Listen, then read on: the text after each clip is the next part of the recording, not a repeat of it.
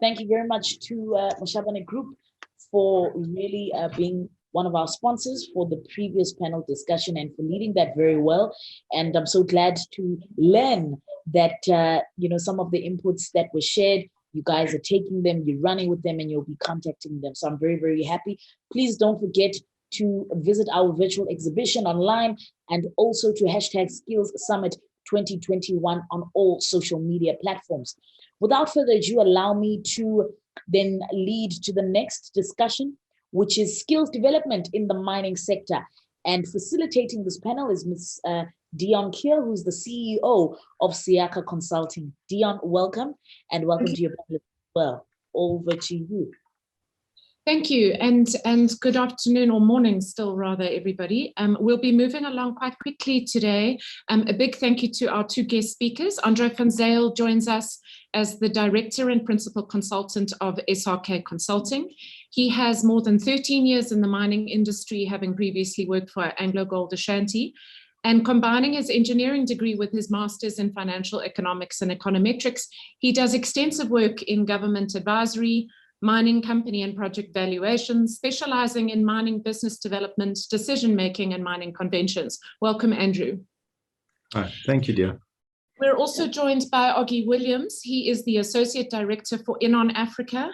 He holds a master's degree in international studies and is currently doing his MBA. Passionate about Africa and the developments that drive growth on the continent, he advises in a number of areas, including energy, commodities, trade, and political developments. Welcome, Oggy. Thank you, very welcome.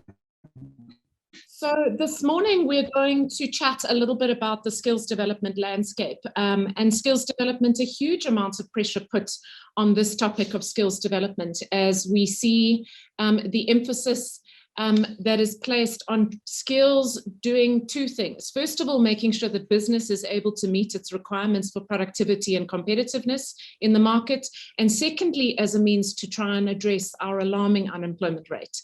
We're all aware of the fact that youth unemployment specifically under the expanded definition now sits at a staggering 74.7%. And the reality is that we are graduating our graduates in tertiary institutions into unemployment as it currently stands. And that skills gap really needs to try and meet and address the unemployment rate within youth. Tsietsi, welcome. Let me introduce you quickly and thank you for joining us. Tsietsi Molai is the Managing Director of Emore Mining. After qualifying with a BSc in Information Systems, he started his career as a business analyst and later becoming a management consultant. He's founded Emore Mining, whose aim is to invest and create value in African mining projects. Welcome, Tsietsi. Thank you. I'm going to throw the questions out there because we're running on a very short timeline. The mining industry traditionally has been under enormous pressure to be a full solution for the communities that surround it. And with unemployment and COVID and the social uncertainty that exists as a result of those, probably even more pressure now. And we see mining contributing quite significantly to the success, if you can call it that, of our growth in GDP in the last quarter. So in even more and increasing pressure. Andrew, tell us a little bit about your experience of skills, the shortages and the dilemmas of the skills environment in that mining sector. So, Dionne, thank you for having me here. So I think one of the things that stands out over the sort of past 20, 25 years in mining is just how it's gone through cycles. And what tends to happen is as you go through a boom, then salaries increase, people come into mining. Obviously there's optimism, there's jobs that are created, and then you go through a dip in the commodity cycle, and you find a number of the senior people that move out. There are retrenchments, there's less employment, there are projects that get stopped, and people change countries, change careers, move into different economic sectors. And so you have pools of experienced people that leave the industry. And then as the next boom comes along, you find a real shortage of experienced people that understand what's required, that can supervise projects, that can, and it's that whole sort of team of people that are required. You need the experience with the client, you need experienced consultants, you need suppliers. So it's that whole ecosystem that often you pick up. It's only when the boom comes again that you realize that there are gaps, and capacity has shrunk to sort of delivery of a single project, and all of a sudden there are 2 or 3 projects, and you find that you have a real shortage of skilled engineers, and you also have a shortage of people in key aspects like artisans, so boiler makers, fitters and turners, people that need to actually do the construction and the maintenance. So you find real shortages in those areas, and people in production roles move into projects for more money, and you struggle to fill production roles. So it is really it becomes very difficult to plan and to either produce effectively and safely, and also to execute projects on time and in budget. Right. And tell me, Tsietsi, from an investment perspective, if we take a look outside of the operational model and look from an investment perspective, social stability, certainty, making sure that we're able to beneficiate in line with DMRE requirements, making sure that we run at optimal production capability, all of those things are important, right, when looking at the investment model. Do you think we've got the right skills in South Africa? Do you think that there's a disconnect? When you look at investment, do you see that we operate in an environment of certainty and stability and rich skills? I think from a stability perspective, the country is relatively stable. But from the skills, you find that most of the finance skills are sit with the banks. From a mining perspective. So if you're looking at finance skills, you get them across the board. There's a lot of guys who are qualified, but in terms of building models that are mining specific, you look into guys who previously worked for the banks or even worked for the big mining companies. And talking about ESG, it's relatively new in the industry as well. So you have to find skills that are not available in the country that understand the requirements of ESG, and therefore highly overlooked in South Africa, and mostly in Africa as well. I mean, there's a lot of articles. There's an article that came out in Ghana now, talking about some of the dams that are, have been damaged environmentally by some of the gold exploration and gold mining. So definitely from an ESG perspective, we're still lacking skills, and also from a finance perspective relating to mining specifically, we don't have a lot of skills available to build models that works. Which I think, it aligns with Andrew's comment about it's more than just the direct jobs that a mine employs. It's also about the consultants, the advisors, and the downstream and upstream businesses that obviously support the sector as a whole. Ogie, obviously we've got this huge push towards energy and renewable energy and the solutions that sit around energy and energy solutions. And it's interesting if we take a look at the coal sector and the notion of just transition and moving skills out of coal and mining and into kind of renewables and solar energy and the red zone, and all of these things are fantastic insofar as a master plan. But do you see that there is an integrated approach to saying, let's transition skills that we are ready and available and have skills available for that energy, for the energy industry and what it needs? Where do you see the alignment or not? Thanks, Dionne. I think building also on the comments that my fellow panelists have just raised, just generally speaking, if you look at the transition towards energy and if you look at how mining companies are operating in terms of available skills, a lot of the shifts towards aspects like automation and mechanization are a result of some of that shortfall. So the more the gap grows between the available skill set, the more likely it is that we're going to bring in supplementary equipment or machinery or any other devices, mechanized devices or automated devices that can facilitate and bridge that gap.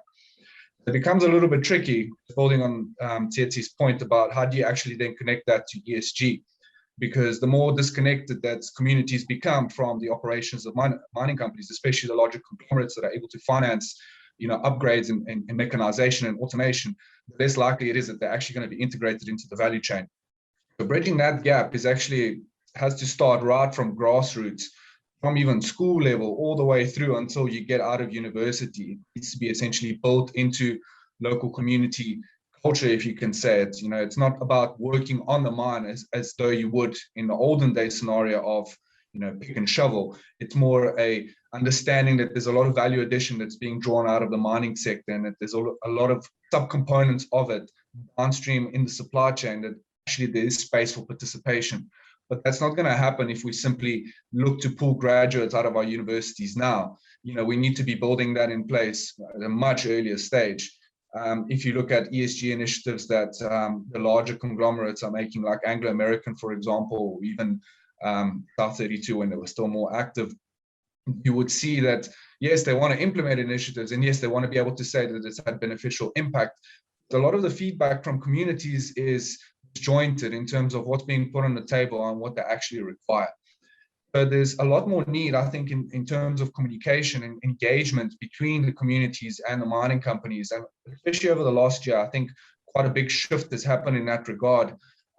We've seen obviously a lot of initiative made by the big mining companies in terms of supporting local communities through the coronavirus pandemic, which is really good. But initiatives needs to be actually a lot more long-term in place, because now if they're setting up an expectation, it might be the same going into the year ahead. And what we don't want to do is actually miss the opportunity to start realigning, as you mentioned right at the onset of your point about the energy transition, because there's going to be a lot of new demand that's emerging, and it's going to be driven by other markets developing across the continent and across the world. And we need to be captured then 5, 6, 10 years from now, because otherwise we're going to have a disjointed supply chain across the entire board. And it's not only applicable to South Africa, but more broadly speaking, especially on the artisanal point that Andrew raised, it's across the entire continent. Right. Andrew, so, I think which touches on the point that Oggy's made is we knew that mechanization of mines was coming, right? So we've been talking about it for several years. There was a goal set that by 2030 we needed to mechanize. I remember probably 7 or 8 years ago there being significant labor unrest, and specifically around comparative wages between South African mine workers and Australian mine workers. And the comparison being made to say, well, a supervisor on an Australian mine is an electronic engineer, whereas a mining supervisor on a South African mine is an individual who's grown through the ranks with limited education and is more a physical or manual worker who's proceeded through the ranks. And now we've got these targets in the DMRE mining charter about localization and 40% localization. There's an obvious opportunity that if we were, as we're retrenching on mines, and so many have, if we were reskilling people so that the machinery and equipment needed to run these mines in an automated manner was manufactured in South Africa as a connection to our localization program. If we start to look at automation and we start to look at outside of the machinery and the equipment, we're going to need more engineers, we're going to need a different type of skilled workers. So to Oggy's point, which is a longer term view, and there's been more than 7 billion Rand is the number lobbied around invested in skills development. Do you think that the dots are connected? Is there a master plan that's coherent and makes sense that the industry is working towards? Oh, But you're on So I think, one of the things to sort of keep in mind that there are a number of initiatives, and it's a combination of executive level people in mining have made huge strides in as I say, elevating ESG and looking at local procurement and understanding solutions to local procurement, but to actually go through the process of understanding the issues and then coming up with a strategic priority, and then actually making it sort of an operational level, a practical functioning system, where you can roll out something that works in practice. It is a difficult and time-consuming task. So I think I'm always torn between I see real progress made by mining companies and real strategic change and real, where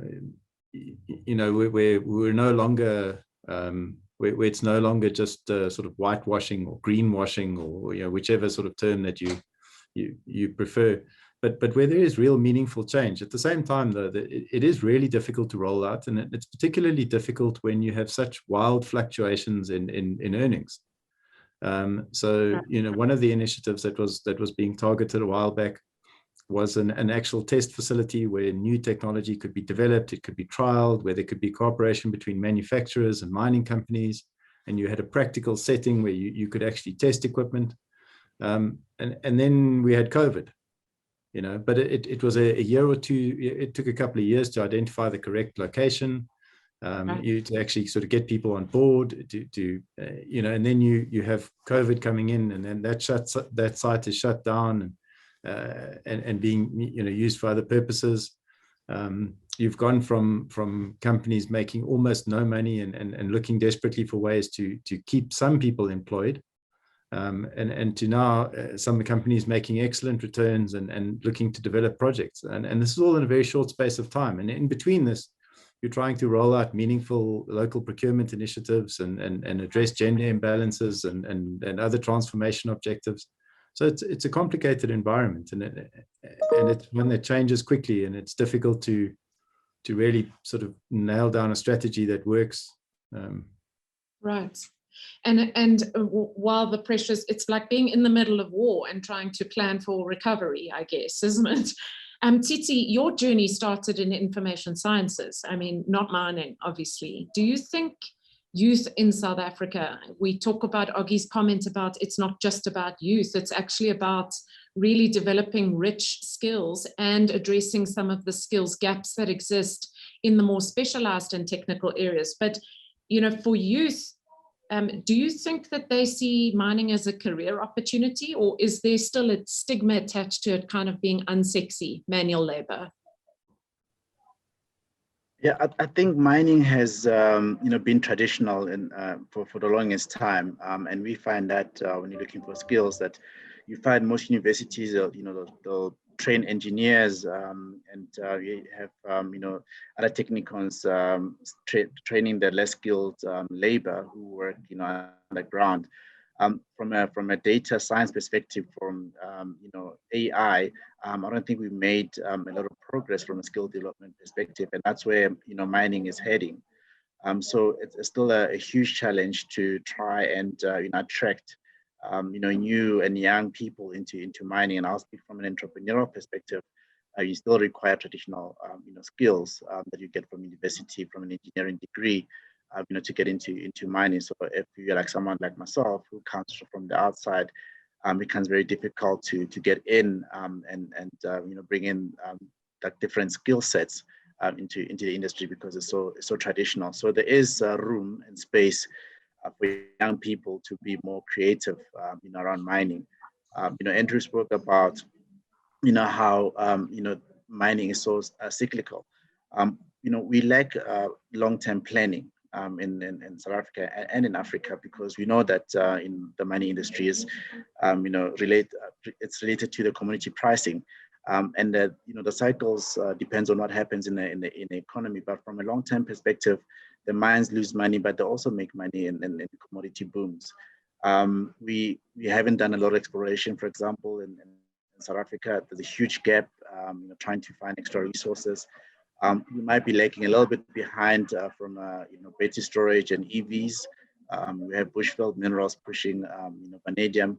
We're looking at lithium. Do you have lithium? There's cobalt that probably passed through the country from the DRC to the export market, but we're not doing much of beneficiation, even though those commodities go past through the country. So we need a lot of young minds and thinking and research and development into the new world as well, and that talks back to the point I was making earlier around planning, long-term planning around mining, so that when these things happen, we are prepared and we have longer-term goals that we're trying to hit, and that will also introduce other skills outside of the traditional skills into the industry. So, and Ogi, so, you know, I think that Andrew earlier spoke about very similar issues to what Tsietsi is talking about now, which is that the industry is cyclical. It kind of runs up and down, and trying to plan ahead and budget ahead when one isn't sure, nobody has the crystal ball, or the accurate crystal ball rather, that kind of justifies what the market's going to do.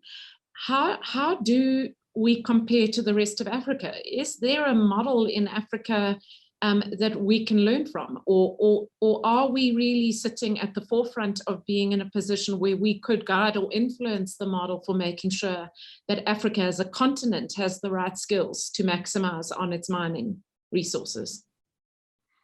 I think it's important to take the commodity cycles into account, Dionne, as my fellow panelists have mentioned.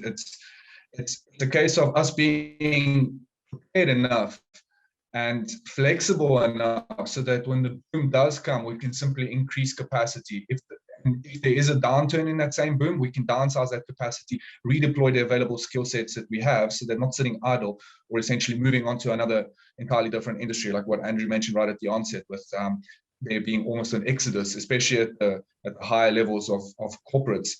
So in my mind, we have to be, going on to your point about Australia, I just want to come back to that and also tie it into an example that I was thinking about as everybody was discussing their various points.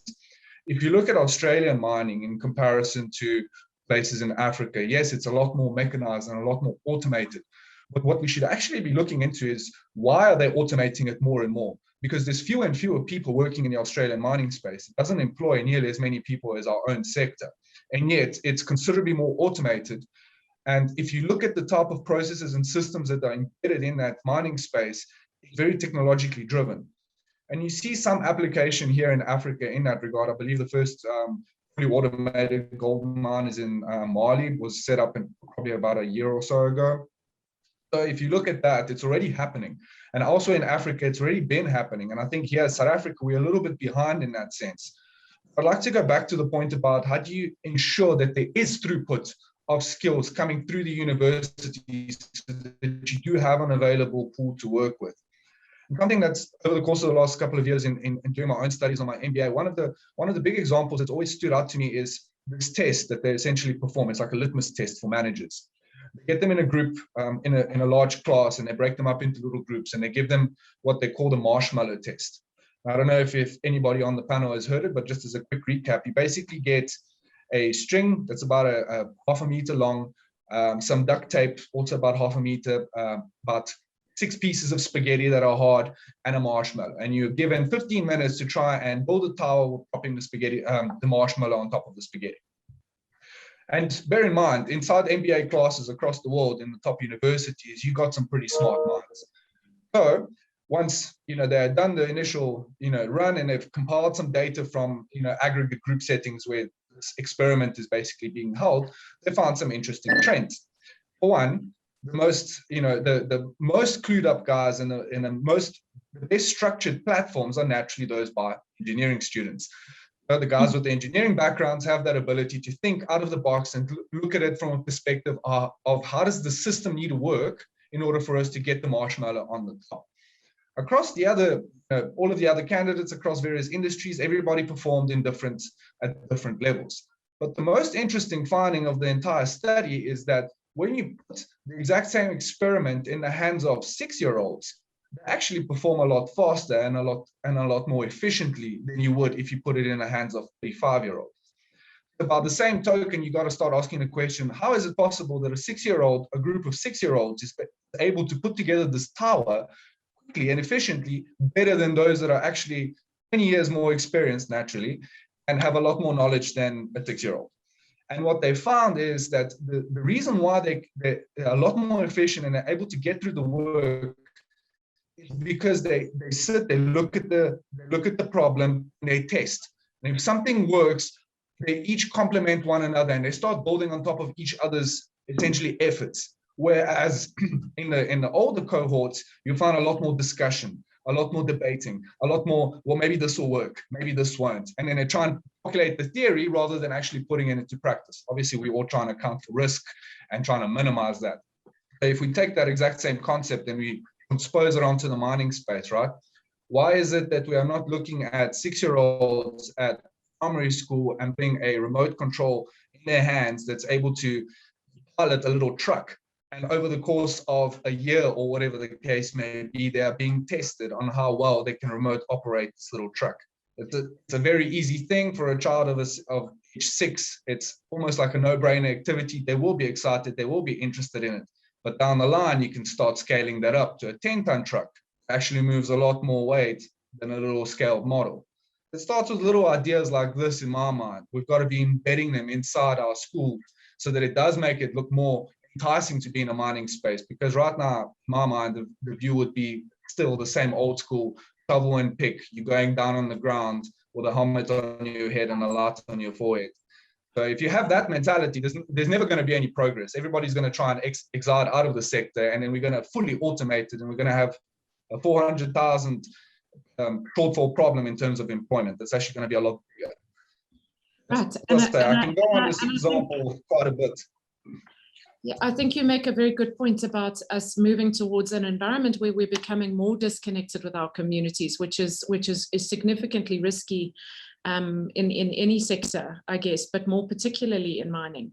It's interesting. I have a 17-year-old son who I have to peel him off the screen to get him away from his bloody thumbs, which move all day around these games and things like that. So we've been talking about careers, and I said to him, did he think about being a drone operator? He could be specialist in the mining industry or those kind of industries for health and safety and those kind of things. He looked at me as though I was completely smoking my socks. The disconnect between the technology of today and the youth of today and what their natural thinking and abilities are versus and how we apply that in traditional sectors, there's possibly not that dialogue, there's not that link yet as to how we use more sexy industries and learning and development in the more traditional industries, I guess. Tell me, Tsietsi, in your I think that it's a chrome mine, if I'm not mistaken, that you purchased recently. What are your challenges in finding the right skills as a mine owner? Okay, so we acquired it's actually a fluorite project in Namibia, and you find that we struggled a bit in finding local senior geologists to do some of the reconnaissance work, some drilling program in Namibia, because you find that most of the the big South African companies are already have enough projects that they have running with. So in order for a small scale miner or a junior miner, it's very difficult to find the right skills, also at the right price, to work on greenfield project.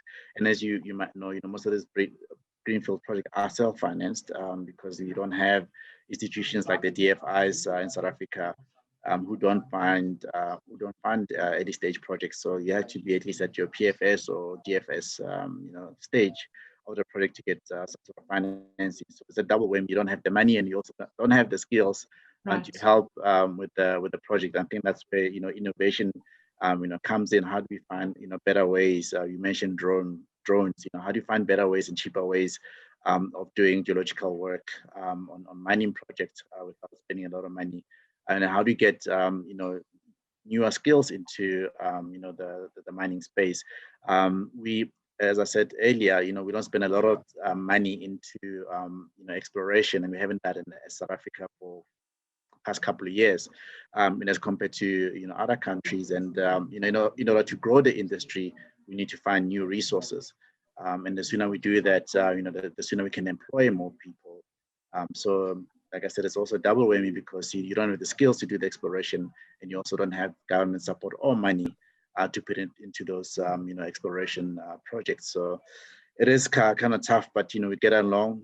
We're trying to get things done. We use the little that we have to get the project going, and we're hoping that we'll find even outside of the country solutions to help us with building feasibility studies for some of these projects. Andrew, SRK, I mean, I look at the business profile. You are advising in environmental and earth solutions. I quite like that, across 20 countries, if I'm not mistaken. how is the rest of the world dealing with this? I mean, it can't be a uniquely South African issue. I understand we have a largely a much larger youth population than elsewhere in the world, but the depth of skills in a very quickly changing mining industry, very quickly mining has become less about extraction and more about environmental issues, social issues, governance, you know, that whole ESG conversation and alternative technologies. How does the rest of the world deal with this? So interestingly, I mean, I think so we keep track with, I think we have something like, I think we're in 35 countries or something at the moment where we have offices, and we engage with each other fairly often on and also on things like exactly what you mentioned now, where how do we embed ESG into all of our disciplines, because it's not something that one can tack on at the end. I mean, there was an example the other day where I think the new Equator principles require you to have considered alternative energy sources and explain why you didn't choose the one with the lowest carbon footprint.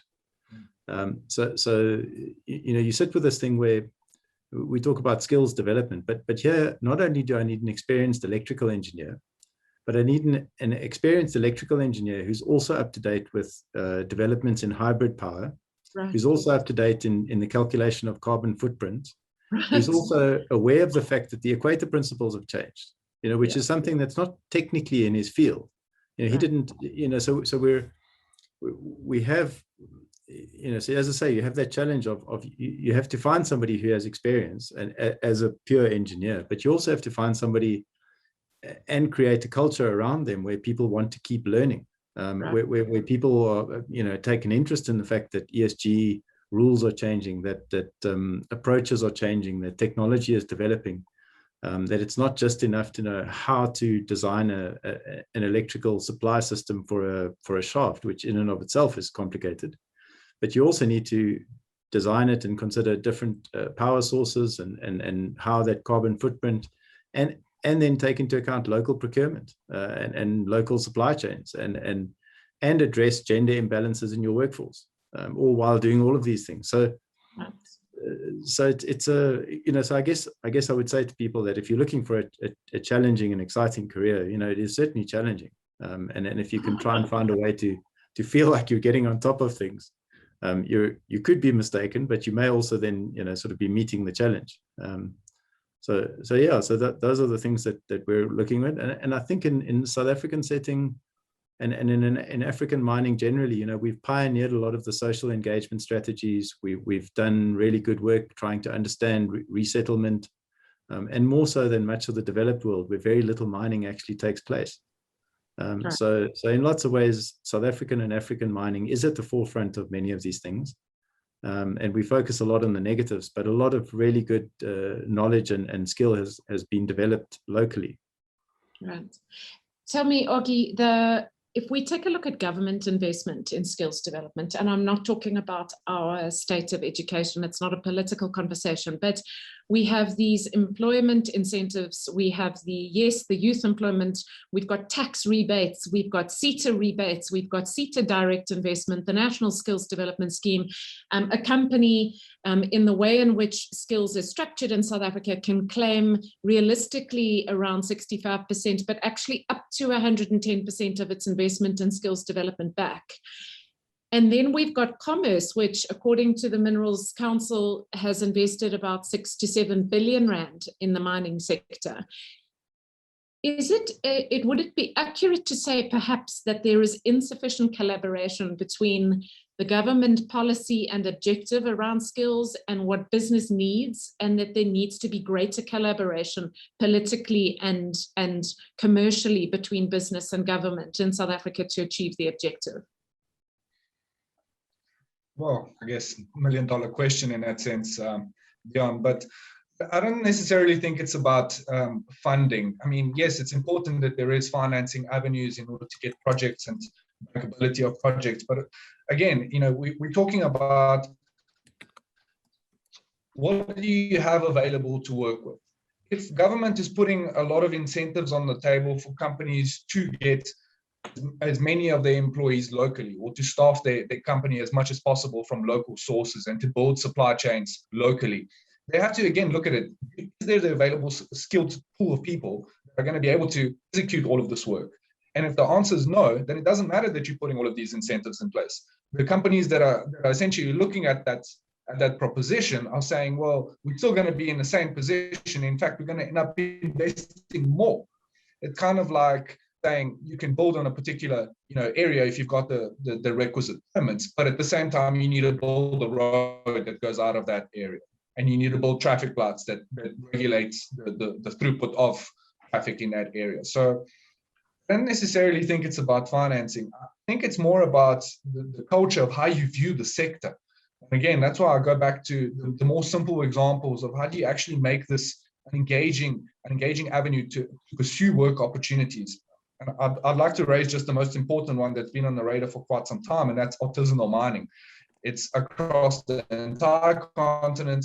In some countries, it's up to as much as 50% or even more contribution in terms of how much of the materials or minerals are exported. I know Ghana, for example, is at the forefront in that regard, with almost a third of their production coming from artisanal contributions. If we take a look at that by itself, right, and if you have to compare the potential of that space, it's considerable, but you have to layer it with skills development in the context of how do you actually participate. I think Andrew mentioned that point about the environmental impact in mining in Ghana as well, if I'm not mistaken, or you mentioned that, but it is a very real thing. And we have seen it in other spaces, especially in the oil and gas sector. Nigeria is probably the biggest, most prominent example, but Tanzania as well, where there's a lot of regulation around the space from a perspective that is going to be environmental degradation. And again, how do you mitigate that from a ESG perspective, locally drawing on skill sets when they're just not available? So in my mind, I think that there is a bit of a disconnect between how government is setting up policies and what they're looking to incentivize versus what's actually needed. And we should look to draw on examples from one another in Africa and how we're tackling, especially the incorporation of artisanal miners into the formal supply chains. And a lot of it has to do with technology. Again, referring to my previous example, in Africa is massive. It accounts for probably 80% of all vehicles on the road. And the reason why it does that is because there's cheap imports from across the world that you can bring it at a fraction of the cost. But the most interesting thing about that is it's not the cheap cost that's drawing the consumers to buy it. It's the ability to be able to tinker, fix, to work around that component, knowing that you can make it to your liking. So if we had to put technology in the hands of more of these artisanal miners, and let the natural course of progression of learning and developing your own skill set by using that technology, I think that you'll find a lot more connection across the value chain. And then when some government does put something on the table, there are going to be a lot more feasible options. Right, thank you. That would be my take on that particular perspective, Dionne. Sorry to interrupt, Ogi. Tsietsi, can we have your finishing words? Give us what does the future look like? What do the solutions look like?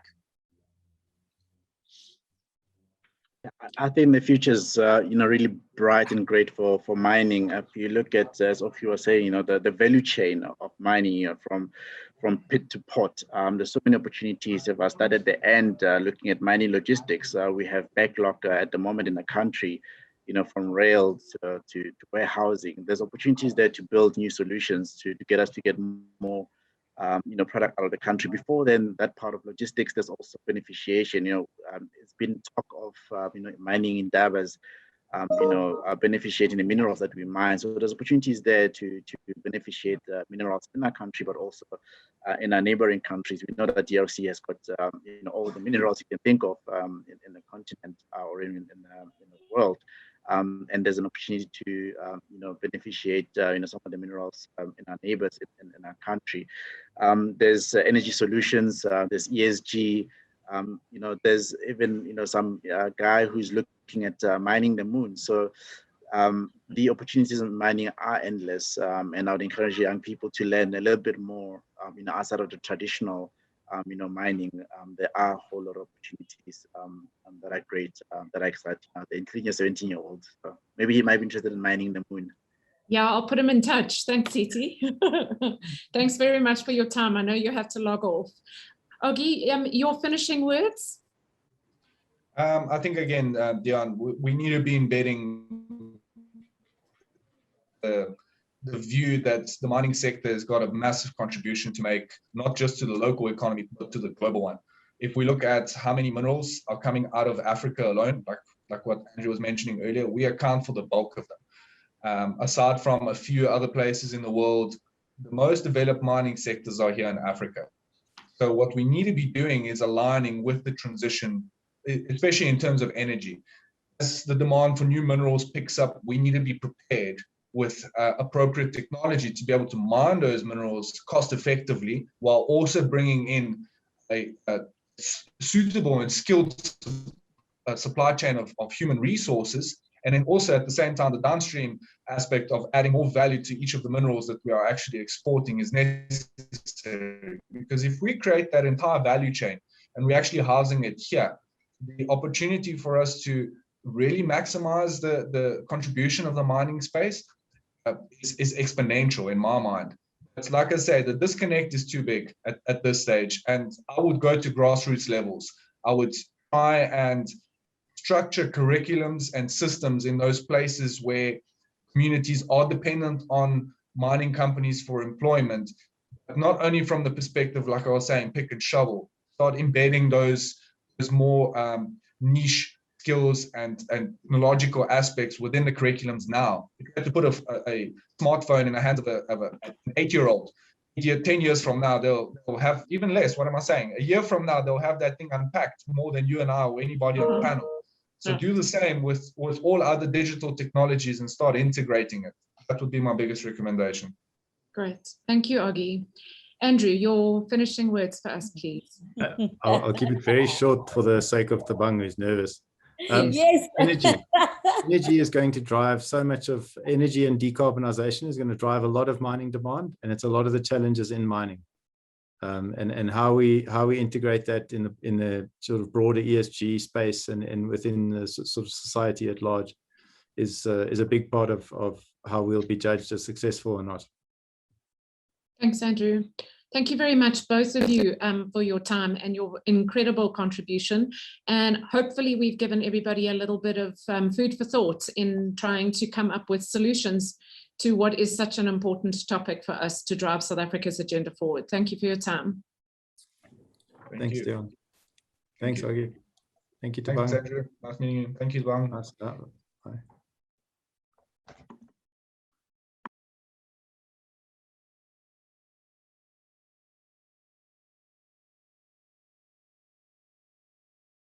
We'll be meeting next year, same time, same place, bigger and better. Hopefully we would have all been vaccinated so we can meet live, but we do appreciate all our sponsors who have come on board: TIA, Mochabane Advisory Services, and you know, there's too many sponsors, so we can't go through a list of all of them, but thank you so much. Most importantly, thank you to Cape Media for deeming us fit to be participants of this kind of event.